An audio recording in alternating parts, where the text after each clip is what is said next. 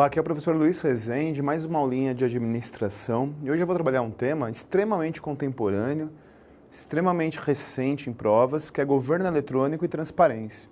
Então, só para que a gente possa se localizar, nos editais aí de carreiras fiscais, policiais quando cai, carreiras tribunais e fiscais, né, que é o maior foco, os temas eles vêm conjuntos, né? Sempre aparece, né, por exemplo, nas últimas provas da Receita Federal, nas últimas provas de tribunais, governo eletrônico e transparência juntos, porque você vai perceber que o governo eletrônico é uma importante ferramenta de transparência e que para que você tenha governo eletrônico, a transparência é uma prerrogativa básica.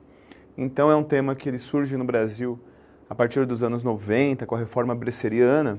Então só para que a gente possa se localizar, o governo eletrônico ele tem a ver diretamente, é evidente, né, com a internet, e a internet surge no Brasil nos anos 90. Então, coincidentemente, os anos 90 eles marcam a popularização, o início da popularização da internet no Brasil.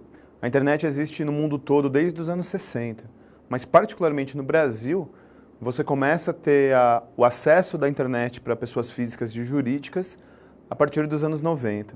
E coincidentemente também nos anos 90 acontece uma importante reforma gerencial, que é a última reforma administrativa do Estado brasileiro, em que o ministro Bresser Pereira foi o grande nome, né, foi o ministro do governo Fernando Henrique Cardoso, e o ministro Bresser Pereira ele implementa elementos, aspectos da iniciativa privada.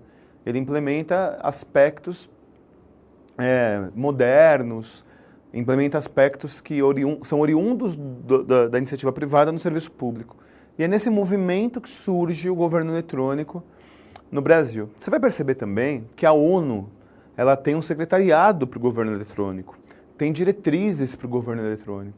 Na aula de hoje você vai trabalhar comigo, por exemplo, as fases de implementação do governo eletrônico que a Organização das Nações Unidas orienta. Porque a ONU entende que o governo eletrônico ele possibilita levar o Estado, levar o serviço público até locais que, em tese, seria de difícil acesso. Então, começando por essa premissa, né, que governo eletrônico e transparência são tópicos aí dos últimos anos, das últimas décadas, particularmente nos anos 90. Tranquilo? Então vem comigo, que eu primeiro vou explicar o contexto do governo eletrônico.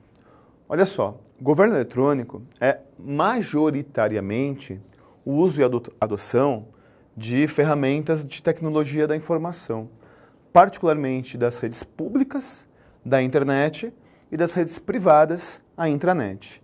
Bom, esse conceito é um conceito de informática, né, que a gente tem aqui que trabalhar um pouquinho de forma combinada quando fala de governo eletrônico. Então, só para a gente entender, o governo eletrônico ele se utiliza de ferramentas de TI. Quando se fala de internet, você fala para o cidadão, para a sociedade, para o público externo. Quando você fala de intranet, você fala do público interno, você fala dos próprios servidores públicos. Por exemplo, eu posso ter acesso ao meu Olerite, eu posso ter acesso a informações internas da minha vida pública através dos portais internos, intranets, no meu caso, da Secretaria da Educação. Isso é governo eletrônico. Eu poderia me deslocar fisicamente até o setor de gestão de pessoas, que para quem conhece São Paulo fica na Angélica, perto da Paulista. Mas no governo eletrônico eu posso fazer isso da minha casa. Por exemplo, se eu quiser imprimir um Olerite para levar para o banco, para ter algum financiamento imobiliário, por exemplo, eu posso imprimir através do meu portal interno do governo eletrônico e não me deslocar fisicamente até o setor.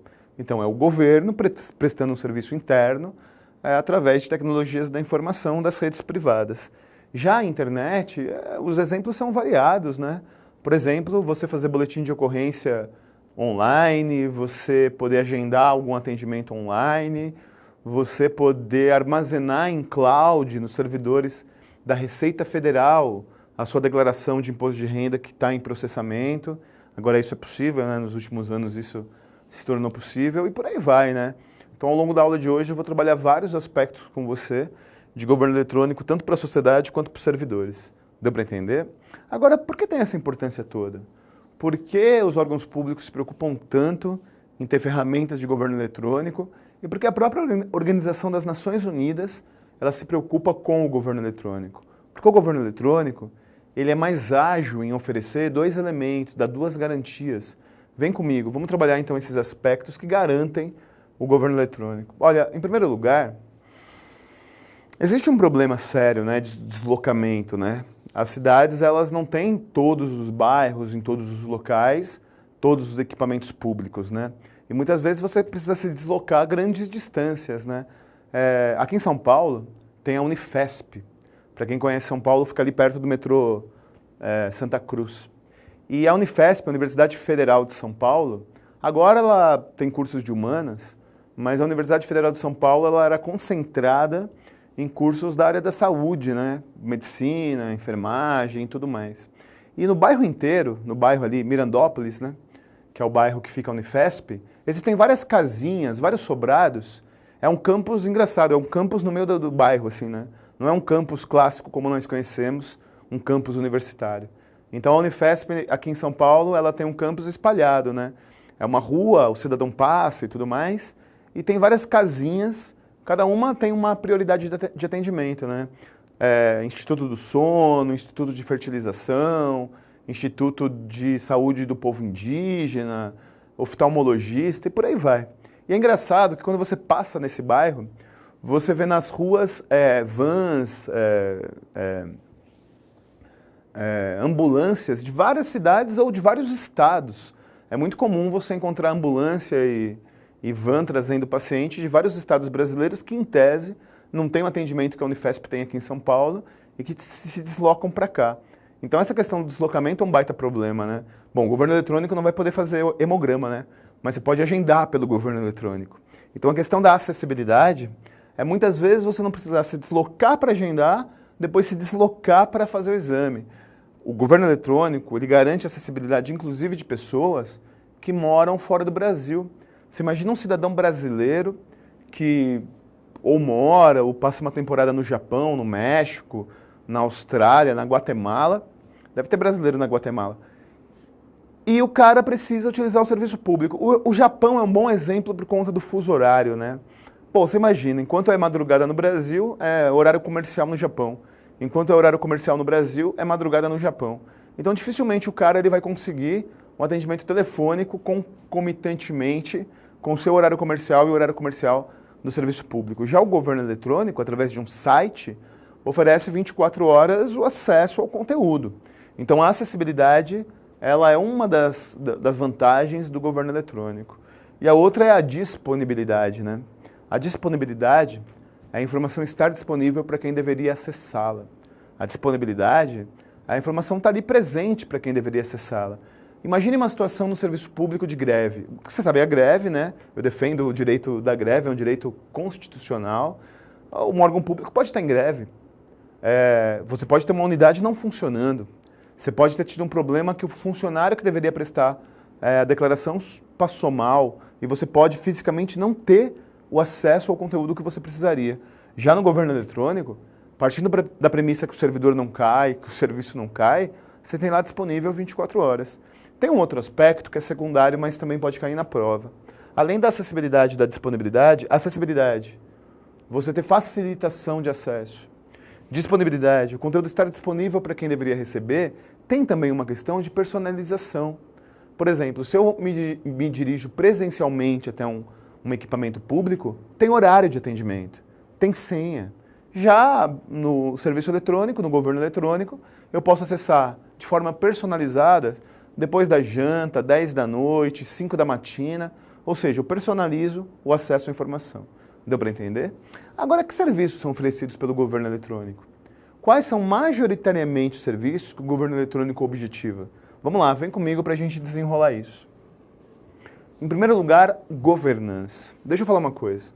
A palavra governança ela é fundamental nas atuais questões de administração. Porque a governança hoje é uma orientação no judiciário, por exemplo, o plano estratégico do Conselho Nacional de Justiça, a resolução 198 de 2014, tem a governança como uma das premissas mais importantes. Governança é você consultar os interessados. Ter governança é você fazer consulta a interessados em algum debate, em algum tema. Pois bem, é possível que através de um site de governo eletrônico, através de um instrumento de governo eletrônico, você possa consultar o cidadão sobre algum debate que está sendo feito. Então, governança é a consulta aos interessados, aos chamados stakeholders, que é um termo da administração vinculada aos interessados em algum debate. Accountability, que é a prestação de contas. Tem uma diferença muito importante entre governança e accountability. A governança é a consulta prévia que o órgão público faz a quem é interessado em algum debate. Já o accountability é a prestação de contas posterior. Você pode, por exemplo, utilizar os sites do serviço público para que o próprio Estado preste contas de alguma coisa, né? Relatórios, tanto financeiros quanto de ações públicas. Bom, depois a ouvidoria, né? O serviço público tem ouvidoria e você pode, tanto ao telefone quanto digitando, escrever para algum órgão público e falar com a ouvidoria para que ele te dê o feedback sobre alguma situação. Bom, e finalmente, serviços públicos como um todo, né? Que é o boletim, o BO eletrônico, o acesso ao Bankline, Banco do Brasil e Caixa Econômica, você registrar uma queixa no Banco Central, então por aí vai. Tranquilo? Então esses são os aspectos de governo eletrônico, de serviço público, a accountability e assim por diante. Deixa eu falar uma coisa importante para você. Como eu comentei com você, a ONU, a Organização das Nações Unidas, da qual o Brasil faz parte, é signatário, vive querendo ser membro permanente do Conselho de Segurança da ONU, vivia, né? Ultimamente eles não fazem mais questão. A ONU ela tem orientações sobre governo eletrônico. A ONU tem orientações sobre as fases de implementação do governo eletrônico por uma característica muito precisa. Você imagina na África, você imagina no próprio Brasil, em cidades a mais afastadas dos centros, das capitais, todos os estados têm, né? A dificuldade muitas vezes em você ter acesso ao serviço público. Como eu te disse, né, no exemplo da Unifesp, você tem que se deslocar quilômetros e quilômetros, centenas de quilômetros para ter acesso a algum elemento do serviço público. Portanto, a ONU se preocupa muito com o governo eletrônico, entende que o governo eletrônico é uma forma, uma ferramenta de você levar o serviço público até quem em tese não teria, e existem fases de implementação. A administração é ciência humana, né? A administração, às vezes, ela flerta um pouquinho com a legalidade, com o direito. Às vezes se fala, por exemplo, do artigo 37 da Constituição e os princípios da gestão pública, mas é uma ciência humana, basicamente, que não é baseada na legalidade, é baseada em questões muitas vezes subjetivas, interpretativas e tudo mais, né? Mas quando existe uma orientação, quando existe uma referência, como essas orientações da ONU, as bancas organizadoras se agarram nisso para a questão não ficar fragilizada, né? Então, as fases de implementação do governo eletrônico da ONU são aspectos muito abordados. Vamos lá, vem comigo, vamos desenrolar isso. Fases de implementação do governo eletrônico da Organização das Nações Unidas. Olha, você vai perceber que essas fases, elas têm uma relação de causa e efeito. Você vai perceber que as fases, elas têm interdependência uma da outra. Então, qual é a primeira fase? O surgimento. Deve existir o site. Então, a ONU diz que você, antes de mais nada, deve existir. Quando o cidadão ele pesquisa um órgão público, quando o cidadão pesquisa o governo de um país, um governo estadual ou municipal, eu devo ter um site. Você já percebeu que muito órgão público, muito equipamento público, inclusive empresas privadas, tem um site. Às vezes o site fica um bom tempo, fica anos e anos sem ter nada, só aparece lá em construção. Em breve, conteúdo, estamos temporariamente fora do ar, mas o fato é que existe, tem um domínio registrado, e as pessoas, quando procuram, não têm o hiato de informação. Porque uma coisa é você pesquisar sobre determinado órgão público e não existe site, não existe referência nenhuma. Porque o espaço vazio, ele é sempre ocupado por alguma coisa, né? Então, o surgimento é a própria existência do domínio, do tal do www, do site publicado, e que as pessoas, quando forem procurar, ao menos saibam que existe. Porque quando você ao menos sabe que existe, você tem a possibilidade de posteriormente procurar, posteriormente acessar em outro momento, para verificar se já tem conteúdo. Então, surgimento, uma forma de você criar vínculo associativo na tua prova, é a criação. Ou seja, eu criei o site. O site ele já existe a referência de endereço eletrônico, mesmo que não tenha nada, mesmo que tenha um símbolozinho lá em construção. Bom, depois vem a fase do aprimoramento, ou seja, eu começo a alimentar o site de conteúdo, eu começo a alimentar o site de informações. Essa fase do aprimoramento já teve a criação, ou seja, o endereço já existe, o portal já existe, o site já existe, e o momento do aprimoramento é o momento que eu começo a dispor de informações. Num primeiro momento, por parte do cidadão, tendo uma relação passiva. Só acesso a documentos, só acesso a planilhas, só acesso a informações. Por exemplo, eu posso, no aprimoramento, deixar os endereços dos equipamentos públicos. Eu posso, no aprimoramento, deixar orientação sobre o horário de atendimento presencial. Mas eu não tenho nenhuma troca, eu não tenho nenhuma interação nessa etapa. Uma boa forma de você caracterizar é você começar a alimentar o site com leis. Né? Os sites do governo federal, por exemplo, você consegue acessar toda a legislação concernida. Né? Então é isso, né? É o simples fato de eu ter um site, e esse site ele é embutido de conteúdo em que não existe a interação, mas existe apenas o conteúdo. Você concorda que já é um passo à frente? Porque aqui só existe o endereço. Aqui existe o endereço e informações que o cidadão pode acessar para eventualmente tirar alguma dúvida. Bom, aí vem a parte da interação. Essa parte da interação é uma interação que não tem vínculo com a atividade fim. O que é isso? A interação é enviar uma dúvida, a interação é agendar algum horário, porém eu não tenho ali, naquele espaço de governo eletrônico, a atividade fim realizada. O que é atividade fim realizada? Transferência entre bancos, no Banco do Brasil e na Caixa Econômica, pagamento de conta. Isso é atividade fim. Boletim de ocorrência online, né? Boletim de ocorrência eletrônico. Isso não acontece aqui. Então essa interação é meio, essa interação é de suporte, é agendamento, ou seja, já começa a ser ativa, né? Aqui eu só existo, aqui eu dou informações, eu me comunico, aqui eu já permito que alguma etapa do processo tenha interação por parte do cidadão. Agendamento, dúvidas e por aí vai. Então essa fase, ela já começa a incorporar, essa fase ela já começa a tratar o site, o portal, como algo que tem uma utilidade prática de atividade meio para o usuário. Qual a próxima etapa? A próxima etapa é a da transação. Eu já ofereço alguns serviços para o cidadão que o próprio governo eletrônico é autossuficiente.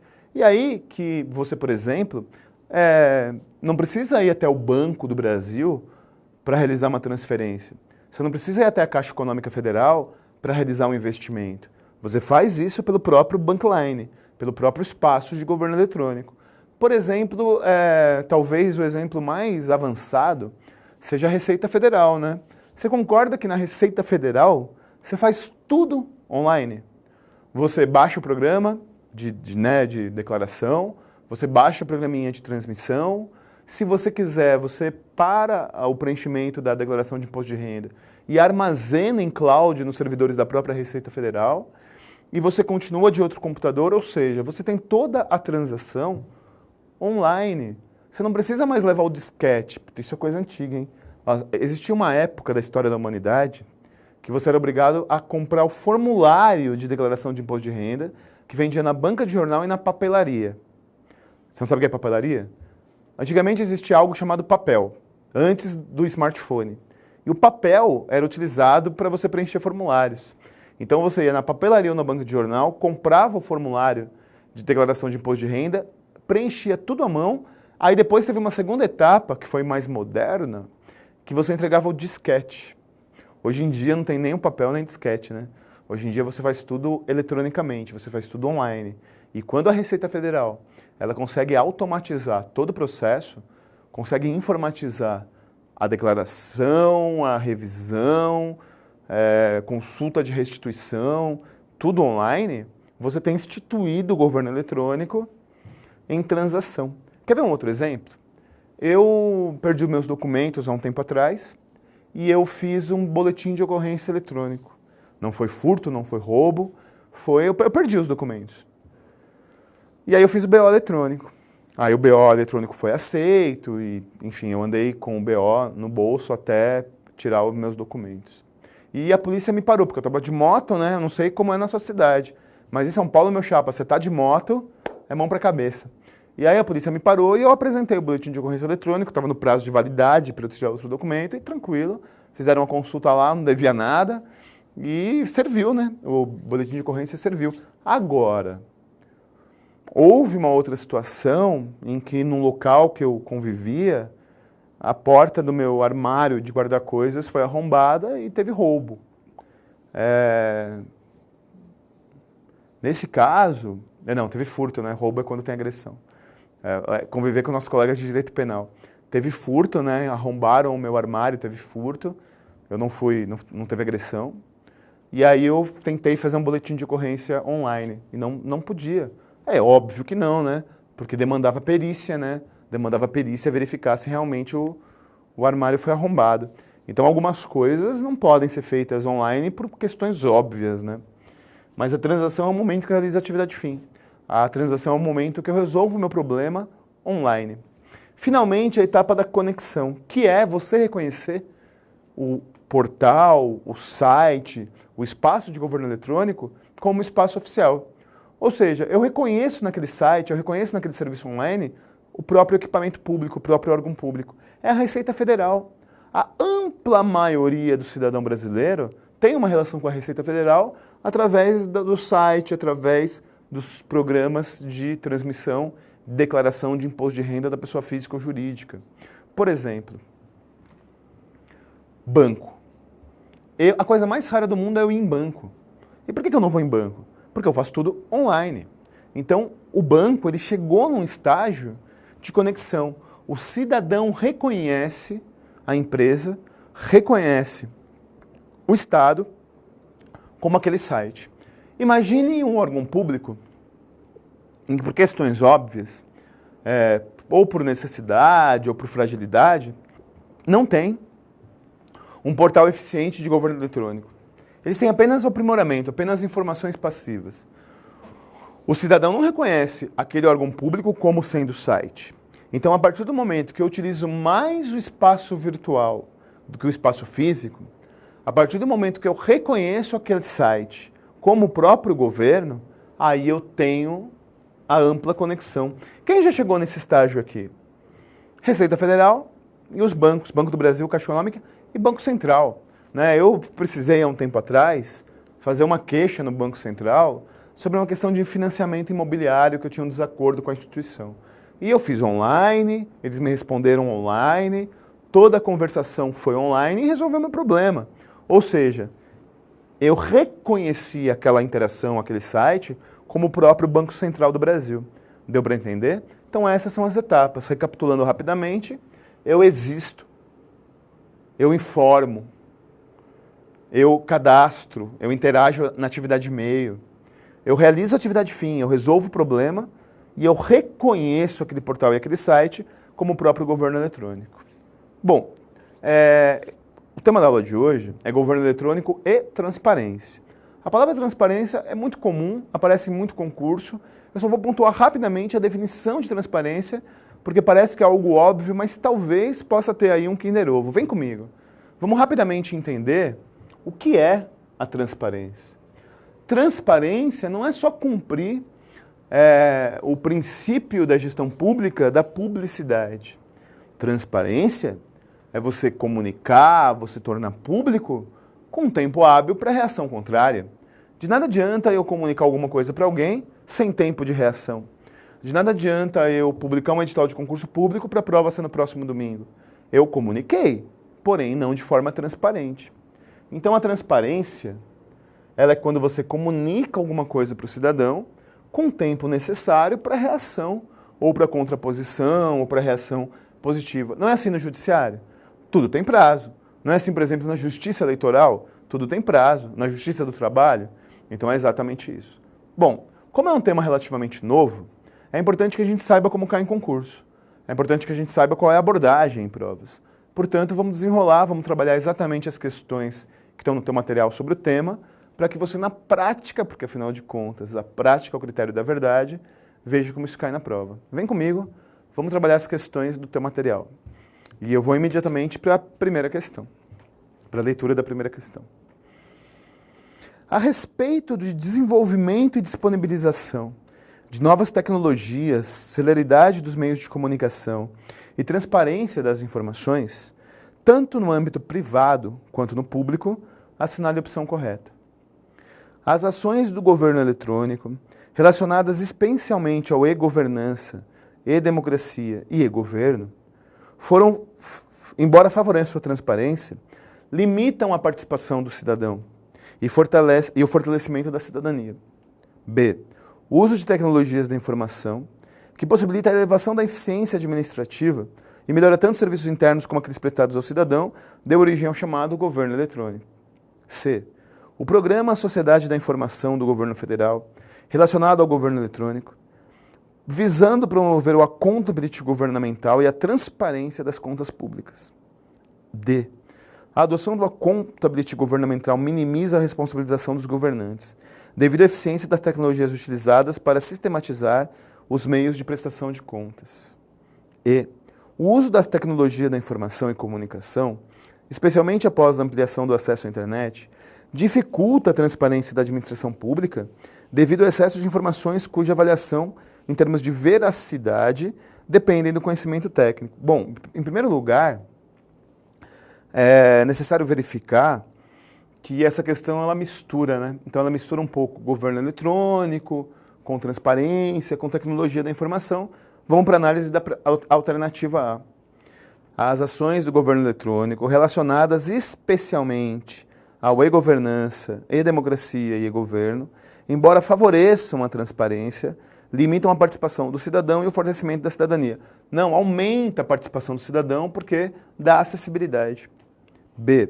O uso de tecnologias da informação que possibilita a elevação da eficiência administrativa e a melhoria tanto dos serviços internos como aqueles prestados ao cidadão, deu origem ao chamado governo eletrônico. Perfeito. Na verdade, as tecnologias mais atuais, mais modernas, deram origem ao governo eletrônico. C. O programa Sociedade da Informação do Governo Federal, relacionado ao governo eletrônico, visa promover o accountability. Não. A Sociedade da Informação não tem por objetivo a prestação de contas. A adoção do accountability governamental minimiza a responsabilização. Olha, deixa eu falar uma coisa.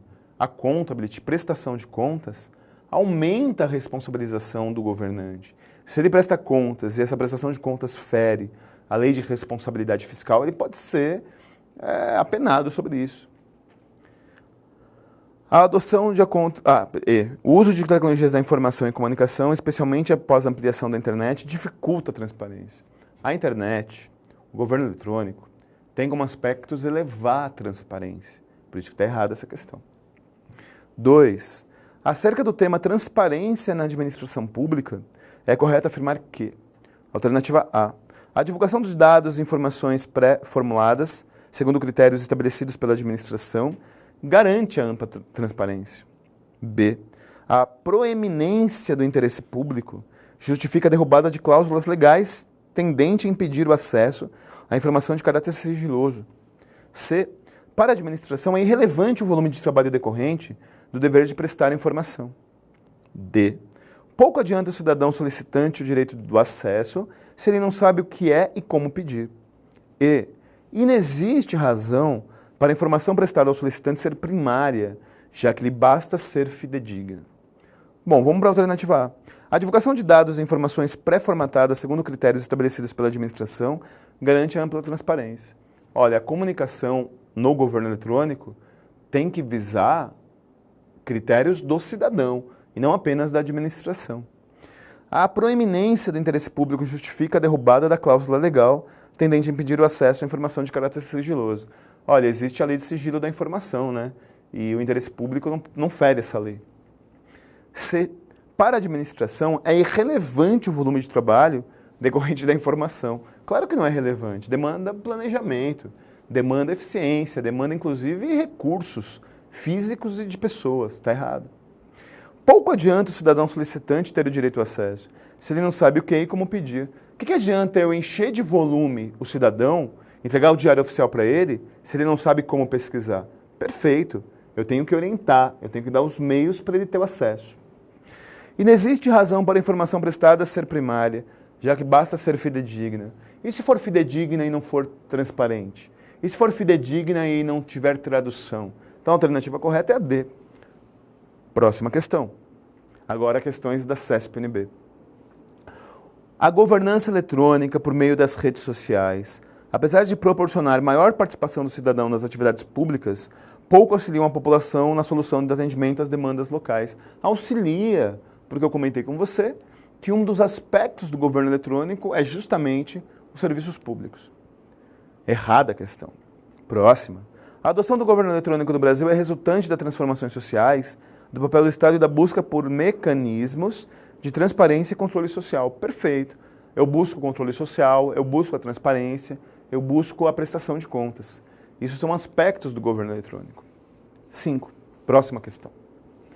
O governo eletrônico provoca uma integração daqueles que possuem mais recursos, deixando de fora a parte considerável da população. A ideia do governo eletrônico é você atingir a todos, por isso que existem pontos de atendimento eletrônico. Por isso que o governo deve oferecer ao cidadão acesso à internet. Então está erradíssimo. Espero que você tenha entendido que esse tema é recorrente em provas atuais, essa é a abordagem, tanto de governo eletrônico quanto de transparência. Obrigado pela sua audiência na aula, força e honra, até a próxima.